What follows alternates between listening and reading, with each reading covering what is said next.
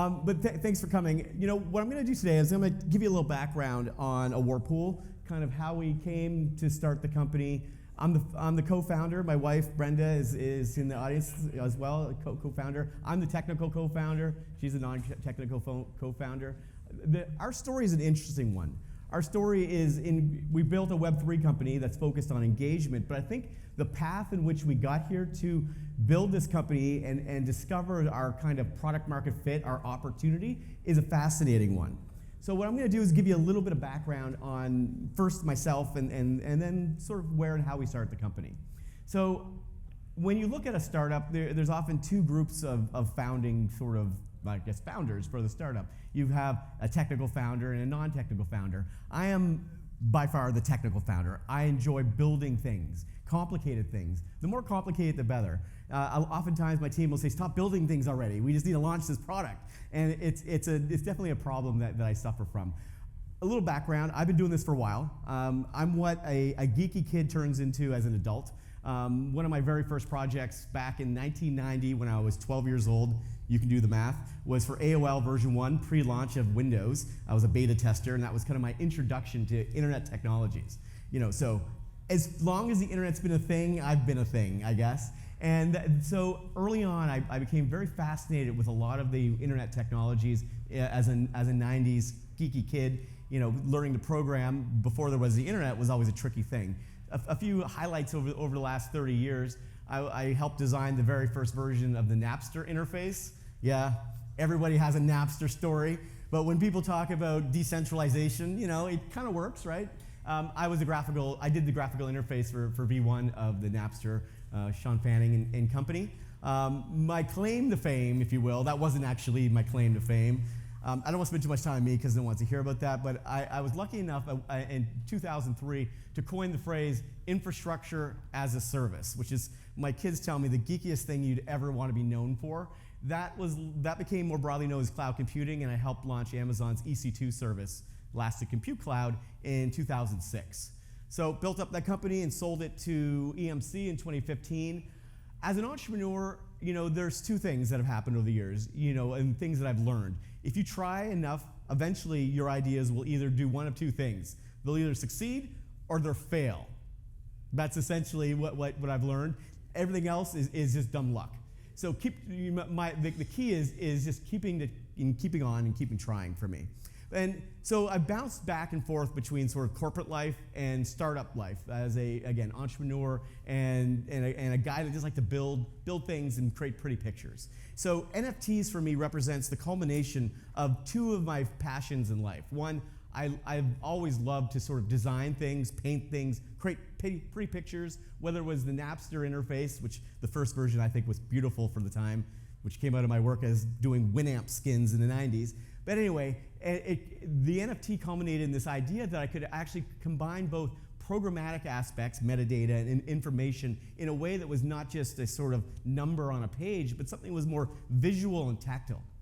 Now, as I pointed out, I also sort of bounced between this idea of a corporate life and a startup entrepreneur.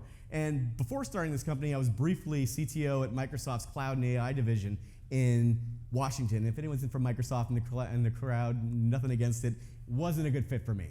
I'm not a corporate guy. And I was there long enough, which was like 8 months, to realize that that was not the place for me. So I left Microsoft and said, what am I going to do just as the pandemic hit?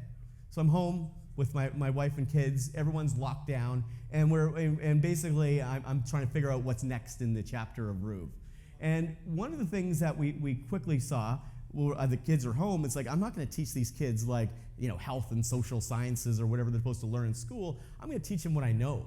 And what I know is how to build stuff. Like, I spent years doing, you know, mentoring at Techstars and you know, being an angel investor and figuring out how to make a startup successful. So I said, what if I could teach my kids how to do this? And that's the sort of genesis for this project. My kids love to watch video games. They actually love to watch other people play video games, which is, I still don't quite get, but when I set forth to sort of start building this, it was with really one intention, to sort of show my kids how to program and how to potentially build a startup. You know, we're home from the pandemic, what else am I gonna do? And like everything else in life, we got completely carried away. But a couple key points here before I go into what we actually do. We created a system, the very, very first system, which it morphed into something more than that over time, was a system that essentially allowed you to play video games and get rewarded for it. Those rewards, as you played Fortnite, for example, would be in the form of a point. That point was an ERC20 token. It was a fungible thing that could define value, and that sat sort of independent of this other thing, in this case, a video game.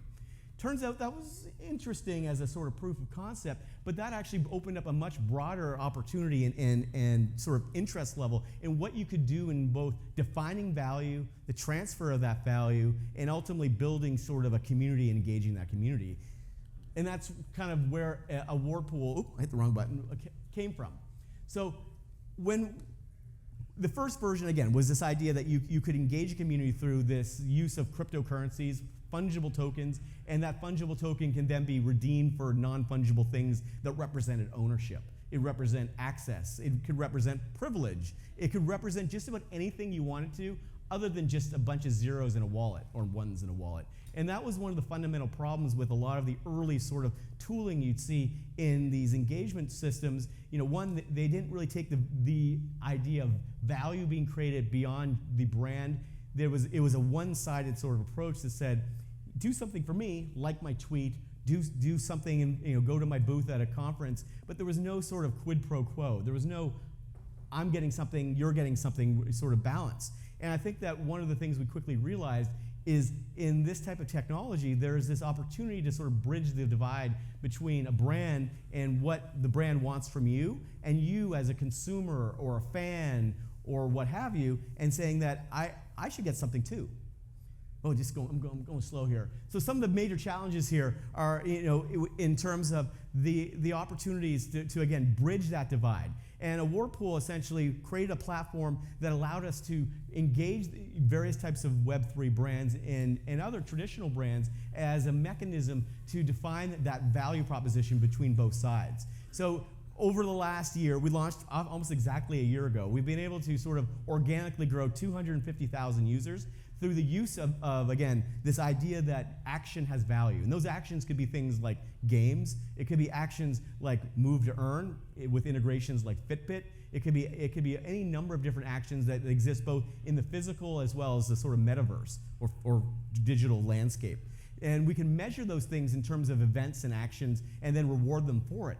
And we create that as a really simple and easy component that you could embed directly within the context of your application, your mobile application, your various types of link in bios, social, as a single line of JavaScript that you can just pop in there and didn't require any real technical know-how. Again, back to my kids, it needed to be easy enough for a 14-year-old to be able to use, right? So there's this idea that you have to be a sort of knowledgeable crypto expert to use Web3 technologies, and we said no. We think the next billion users aren't going to be sort of crypto, diehards. They're going to be the average person who has no idea how blockchain works or how an NFT necessarily works, but sees the value in defining those things through a visual means, through the ability to understand it in the greater context of the world around them. And our platform was able to do a few things really well, really quickly. One was this virality that we created.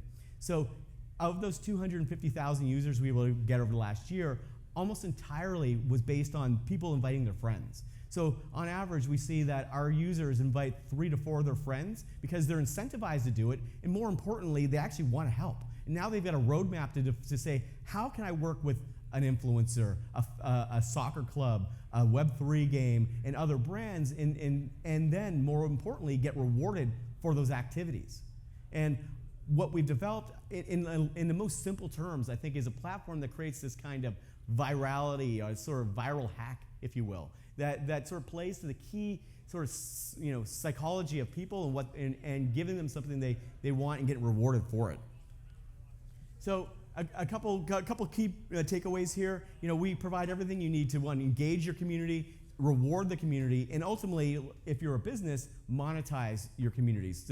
So once you've got a sort of passionate group of users in place, you now have the mechanisms in place to say, well, I've got something to sell you, whether that's a ticket or a digital collectible or something I haven't even dreamt of. You've got a quick and easy way to sort of embed that component into the applications and environments that they're already comfortable with.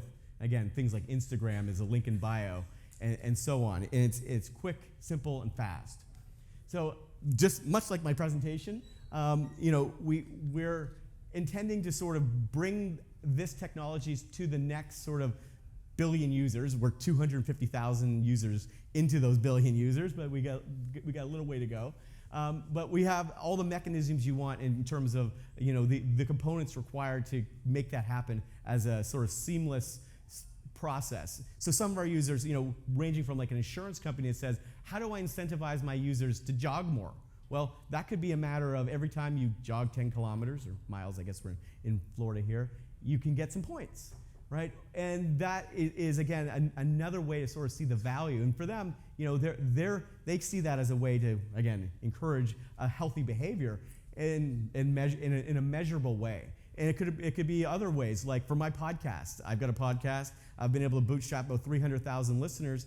I incentivize them by allowing them to get points every time they listen to my podcast. They're incentivized to share my podcast with other people who are into NFT podcasts. And I've been able to bootstrap my podcast quite quickly to have a whole lot of listeners because I have a passionate core group of users who are really into, well, listening to me talk about NFTs. So it's, again, trying to, I'm not sure what the right adjective is, but sort of empower those users, that core right group of users, that community of users that are into the same things that I'm into to help me. They get help themselves. So again, don't have a lot of time this morning or this afternoon. So if you want to learn more about us, you can scan this QR code. You can try the app. We have a Dcentral app that we've created that's kind of the IRL app that allows you to sort of get points and collect and redeem for NFTs.